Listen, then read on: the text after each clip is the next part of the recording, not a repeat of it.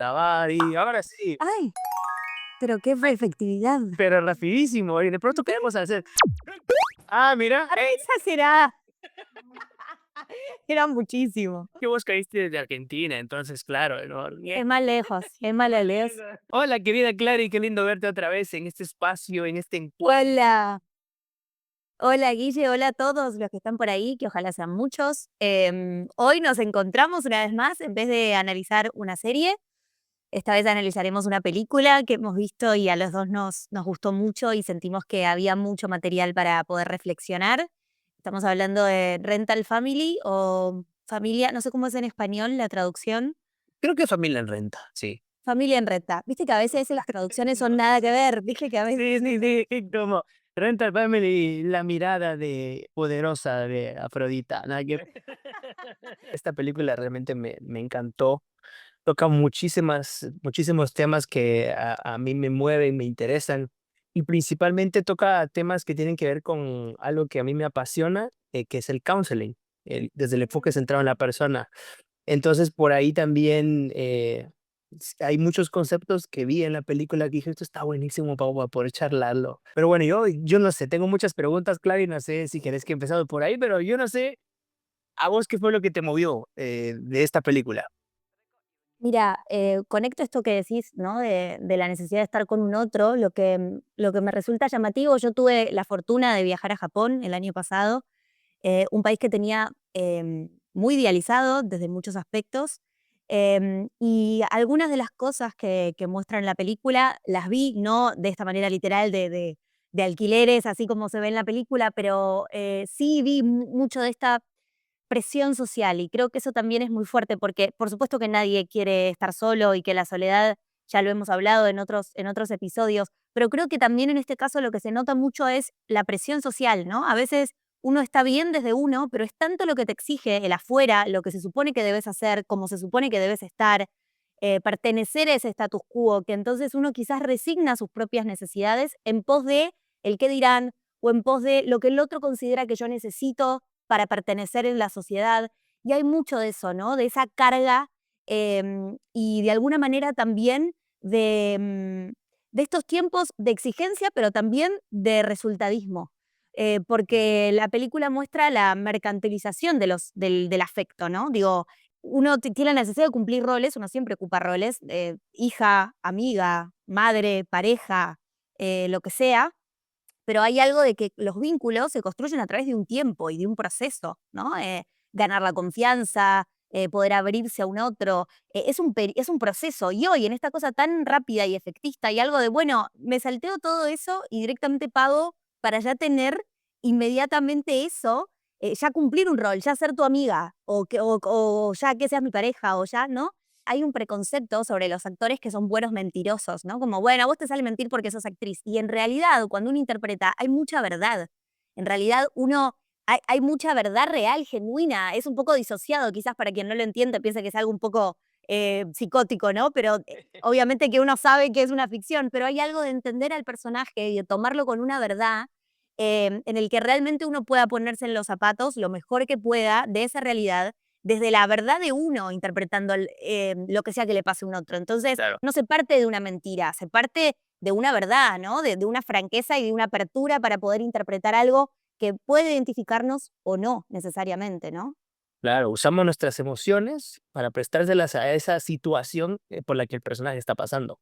Eso es lo que es hasta cierto punto contradictorio, porque la situación es ficcional, pero las emociones son reales. No podría existir una buena actuación si no hay una emoción real detrás. Y aquí viene un tema, acá viene una pregunta también, que, ¿qué sucede cuando me siento escuchado y cuando mi existencia se valida con el otro, ¿no? Porque acá lo que tenemos son vínculos alquilados, pero las emociones son reales. Ujú. En el caso de Philip, porque yo creo que los demás por ahí la pilotean un poco más y no se meten tanto, pero Philip sí conecta. Y creo que también esto es interesante en lo que habla la película, porque eh, como él es actor, ¿no? No es que se dedicara específicamente a esto, pero cayó ahí. Y él verdaderamente se preocupa, se ocupa más bien de la persona.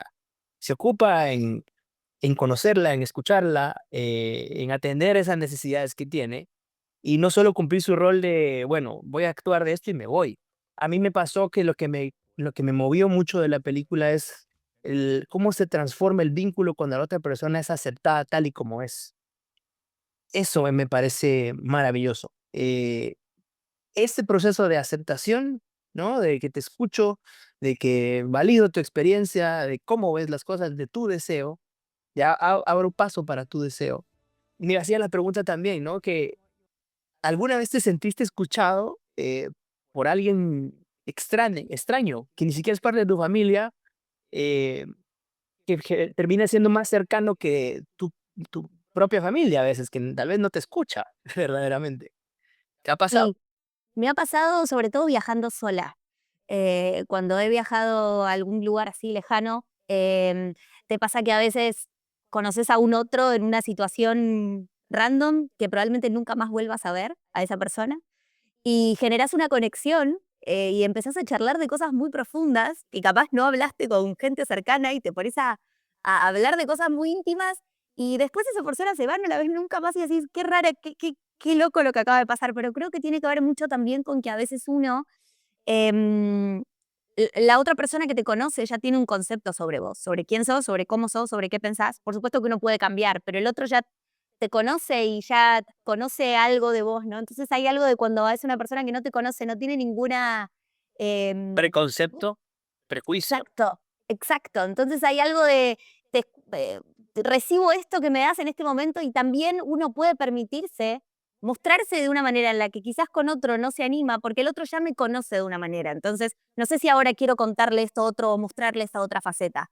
En cambio, con alguien que no tiene ese preconcepto mío, bueno, puedo de alguna manera jugar o animarme a mostrarles otras cosas de mí que, porque bueno, no, y porque también no está esa presión de que el vínculo va a continuar o no necesariamente. A veces cuando uno quiere cuidar una relación o lo que sea, digo, bueno, especula un poco más.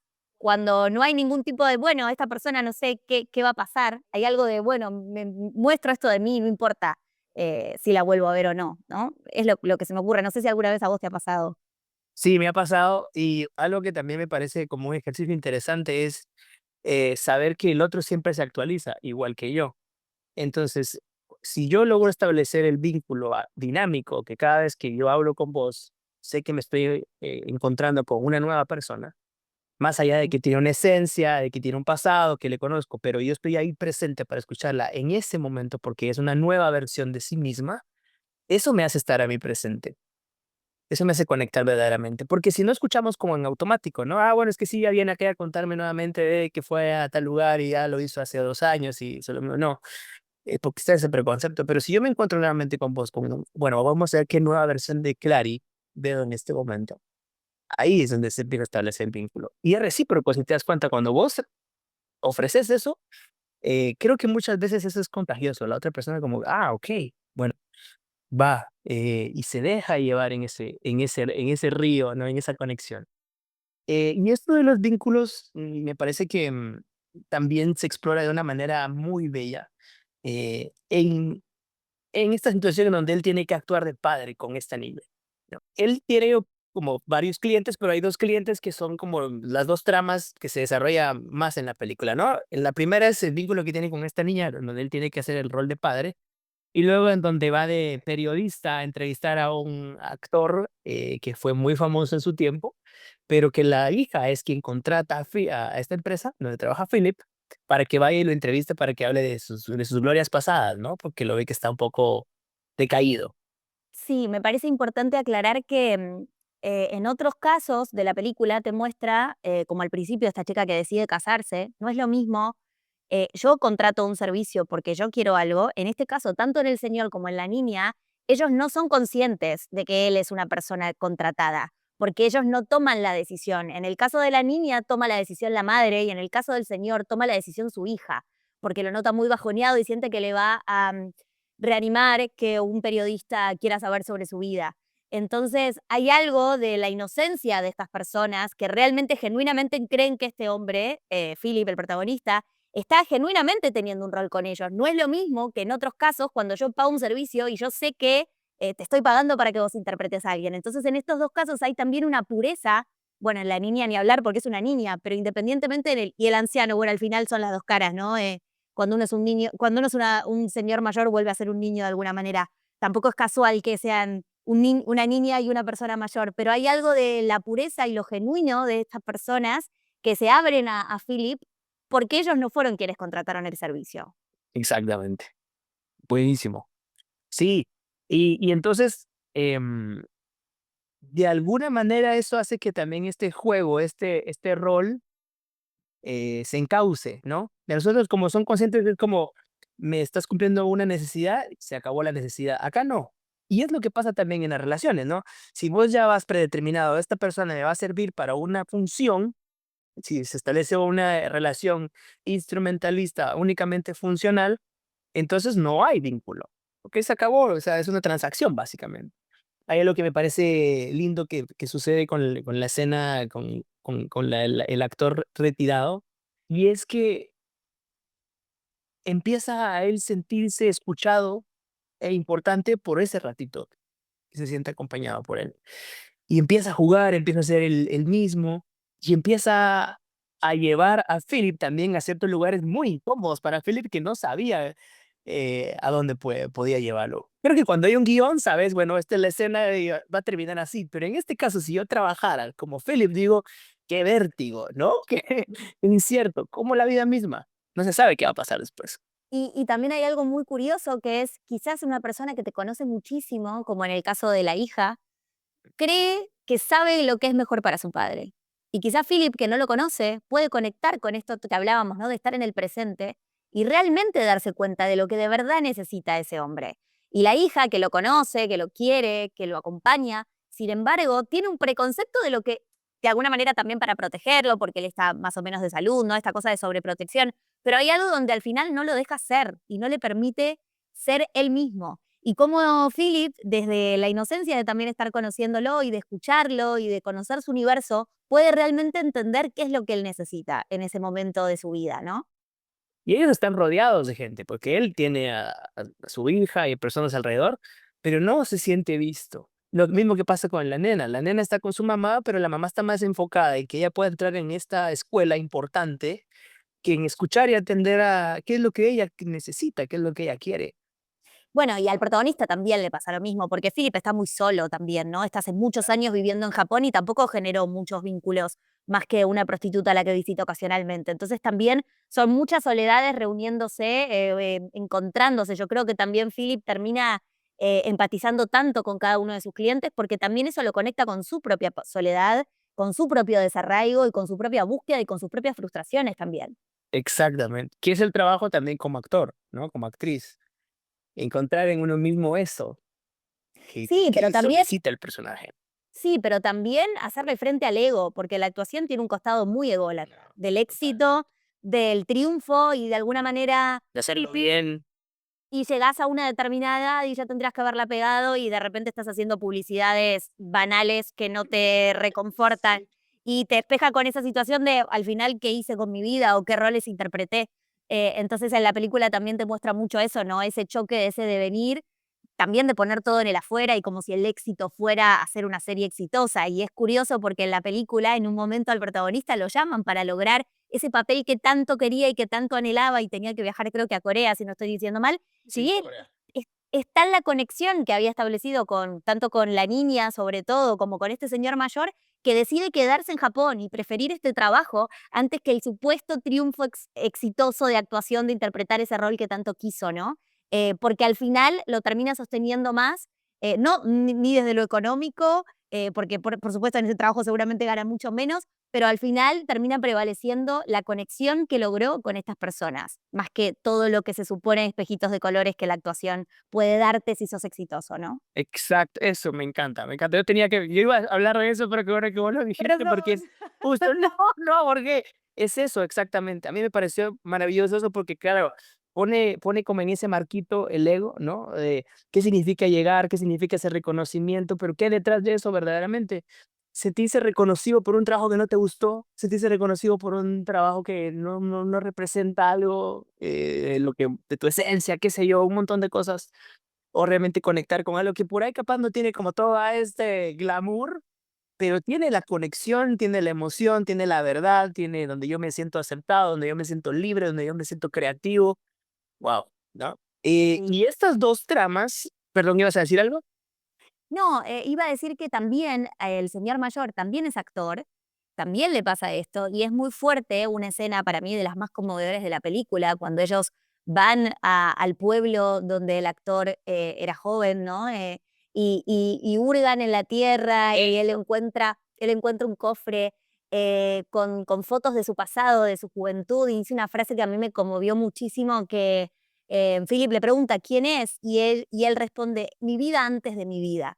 Y ahí hay algo muy fuerte porque es, la vida comienza cuando te desarrollas en ella. Hay algo de, si es mi vida antes de mi vida, lo anterior tiene más valor porque es lo genuino de lo primero, o en realidad ese reconocimiento o ese camino del deber ser y de haberme casado, de haber tenido una hija y de haber triunfado en mi profesión es realmente mi vida, pero añoro ese que fui, añoro esa vida que tuve antes de toda la vida que me construí. Y eso me parece muy fuerte porque también tiene que ver mucho con el ego, ¿no? Quizás él resignó un montón de cosas de lo que realmente soñaba, anhelaba o deseaba, que es quizás vivir en ese pueblo con esa mujer que amó, eh, y, y al final decisiones, que está bien, por supuesto no se juzgan, te llevan a tener la vida que se supone que tenías que tener, ¿no? Y eso me parece muy fuerte también. Todos estamos tomando decisiones todo el tiempo, pero pienso, y es un ejercicio que hago todo el tiempo, ¿no? ¿Cuántas cosas creo que quiero, pero en realidad es la misma vida o el mismo sistema que me hacen creer que las quiero? Porque al fin y al cabo todos queremos cosas muy simples, ser queridos, estar con alguien, ¿no?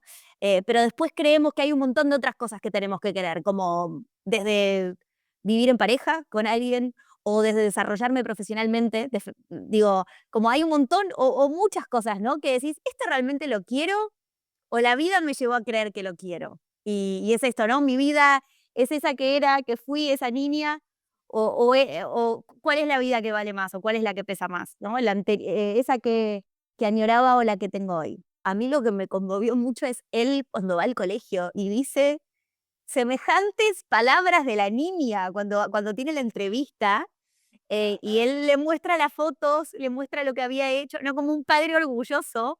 Y esa escena a mí me conmovió muchísimo, quizás por daddy issues también, seguramente, ¿no? Propios. Pero hay algo tan hermoso en esa escena, ¿no? Porque no es el golpe bajo, a mí toda la parte de la niña me hacía daño, me hacía muy mal porque es jugar con los sentimientos y la identidad de una niña, y a mí eso me chocaba Exactamente. mucho desde el lado de la madre, me parece algo muy sin juzgar, me parecía algo terrible y estaba muy como enojada e incómoda con esa situación, porque la nena es una belleza, pero porque además decís, esto es terrible porque es su identidad. Entonces, más allá de los golpes bajos o de las cosas políticamente incorrectas o éticamente incorrectas de toda esa parte de la trama, esa escena de él, ahí decís, bueno, él realmente en algún lugar de sí ya se siente paternando a esa niña, ¿no? Y es muy fuerte. Sí, que realmente lo cree. Él está convencido ahí Y que está él es el orgulloso padre. de Sí, estoy orgulloso. eso me pareció muy conmovedor. Sí, y a mí me pasaba también un poco esto de que yo veía la escena y no podía creer que la mamá estuviera haciendo eso y cómo iba a terminar. Yo, ¿cómo van a resolver esto? Yo como con cabeza de guionista, ¿cómo van a resolver esto? Porque el daño le va a hacer a esta niña cuando se entere. Por favor, los años de terapia que va a tener que hacer esa niña. Sí, pero también creo que fue una solución elegante al final lo que hicieron con eso. Pusieron a una niña que realmente, wow, qué lindo que una niña de esa edad tenga esa madurez de ver la Sobre vida todo así. sobre todo con ¿No? esa madre que es tan incapaz emocionalmente, ¿no? La nena tiene que ir a abrazar a la madre para que la madre finalmente se quiebre y le pida perdón. Es la nena quien tiene que hacer todo ese camino, porque la madre, desde sus limitaciones, le era imposible, reconocerlo, hablar, ¿no? Dialogar, conectar con su hija. Recién la nena tiene que ir y acurrucarse para que ella pueda quebrarse. Decís, guau, que la nena tenga esa madurez emocional, incluso siendo criada por esa madre, es muy fuerte. ¡Qué ficción, chicos! Claro, ¿y qué es lo que hace que un vínculo sea verdadero para vos? Uy, qué pregunta, no la esperaba. ¿Qué hace que Yo me iba a ir por otro lado, que somos buenas personas porque tenemos plantas, como en la película. Nos veo cada uno. Nos veo vos con tu plantita de luz, tía. Y digo, ya somos personas bárbaras. Digo, porque en la película al final te muestran que esta agencia modifica cosas a partir de un montón de cosas que les van pasando y ya toman algunos casos, pero por ejemplo casos de amantes no toman más. Y la manera que tuvieron para ejemplificar que ahora eran una mejor agencia era poner muchas plantas en la oficina y eso me pareció muy gracioso como detalle, como observación. Sí, sí siento que es un chiste bueno porque es como, sí seguimos siendo lo mismo, pero ya un poquito más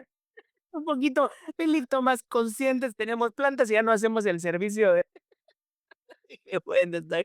Pero también es muy realista porque la sociedad no se va a cambiar así de un día para otro simplemente porque esta agencia deje de trabajar, ¿no? O sea, Es que y eso es más por eso cultural. Por eso digo que me pareció muy valiente por parte de la directora, porque ella como japonesa sabe que estas empresas existen y debe haber empresas más éticas que otras, ¿no? En qué casos toman y en qué hacen. Pero es una problemática, es una situación que ocurre. Entonces también sería muy naif de repente plantearte que se va y como si esta empresa no existe más en todo Japón, sigue habiendo un montón de otras, ¿no? Entonces eso me parece interesante también. Pero volviendo, no me quiero escapar de tu pregunta, qué hace que un vínculo sea genuino? ¿Me preguntaste? O... Ujú, que es verdadero para vos. Eh, que no, la verdad es que no sé, yo creo que Verdadero me refiero que hay mutua afectación, ¿no? Que no solamente yo estoy ahí escuchándote desde un lugar como que no me pasa nada, sino que también mm, siento lo que te pasa, te acompaño, mas no impongo mi percepción sobre la tuya, ¿no? ujú, Que te nutro en el sentido no de yo darte lo que te sirve para alimentarte, sino que te acompaño para que lo descubras por vos misma. ¿Qué es lo que pasa para mí? En el vínculo con Daito se llama el actor, el señor, ¿no? Que Philip permite que Daito cumpla su deseo, porque la hija no quería que él se fuera a ese viaje, porque la hija estaba más preocupada en que le pueda pasar algo, en que él pueda vivir el verdadero deseo profundo que tiene. Pero Philip en ese momento dice, no, esto no se puede hacer, ¿no? Porque va contra las normas éticas de la empresa y después dice, al carajo, ¿no? Se deja llevar más por su intuición y acompaña a Daito en ese viaje porque sabe o intuye, según entiendo yo, el personaje de Philip, que eso es un deseo que él tiene que lo va a hacer sentirse mejor. Entonces se centra en la persona de Daito, no se centra en mi preocupación porque te pueda pasar algo, sino en tu bienestar, en tu deseo.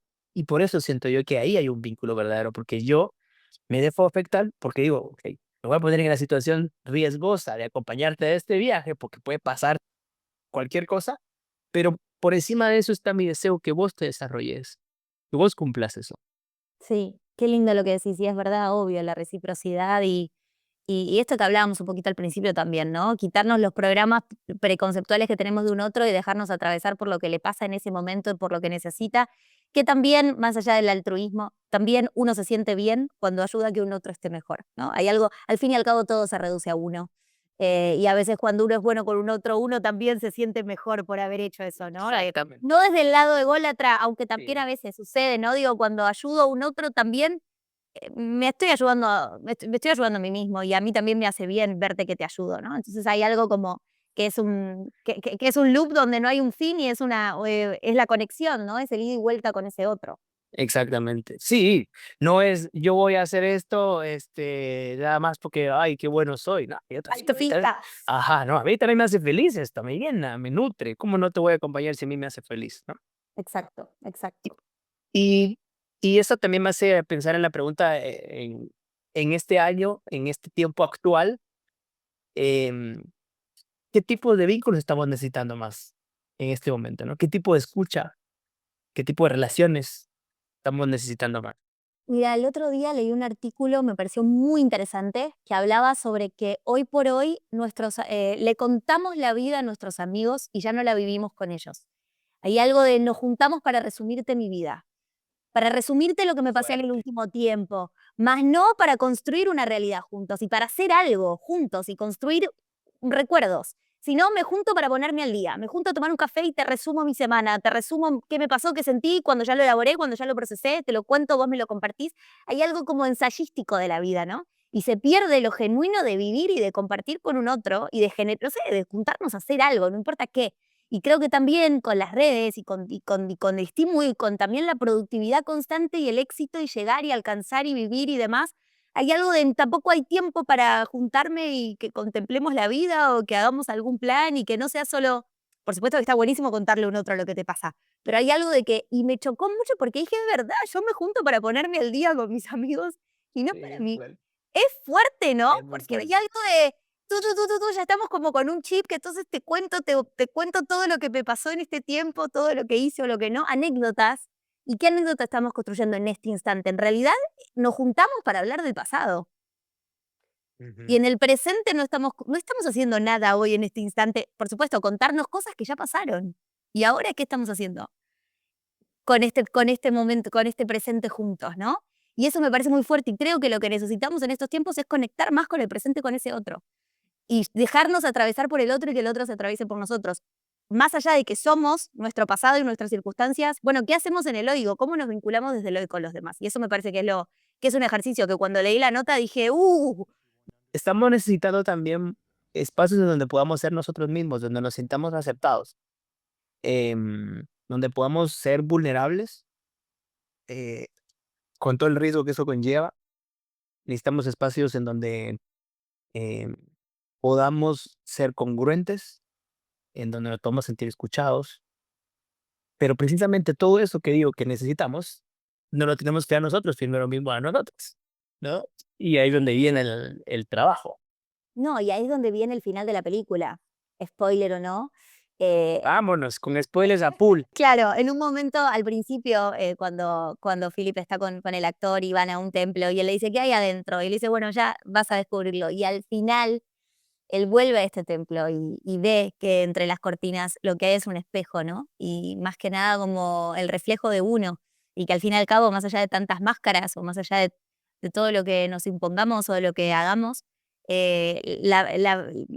lo verdaderamente maravilloso es uno. Y encontrar eso en uno, encontrar la maravilla, me sale decir, ¿no? Pero que puede tener que ver con lo espiritual, con lo que cada uno cree o sostenga. Digo, a veces hay algo en las religiones de ponerlo en un otro, ¿no? En un otro Salvador, un Jesús, Dios, Alá, o lo que cada uno crea.